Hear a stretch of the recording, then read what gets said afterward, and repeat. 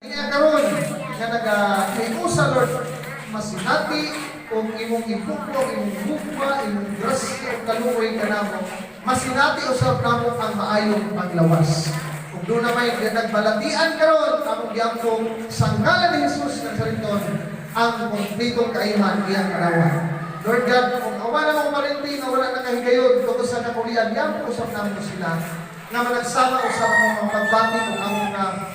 huna-huna, Ginoo, nga ang naagyon ang panagdusa niya sa pamilya, Lord God. Kung ikaw ang nagbukna sa pamilya, ikaw ang naghatag ka na kung Ginoo, higayon, aron kami magkahiusan karon sa Ginoo, ang itukyan nini, ang salig kanino kini, Lord God, bisan pa man sa mga gigasto nga sa lapi, sa among pagbiyahe, sa among mga pinansyal na kaugalingon, Ginoo, nga kita ang gigasto, Baba dili, Lord God,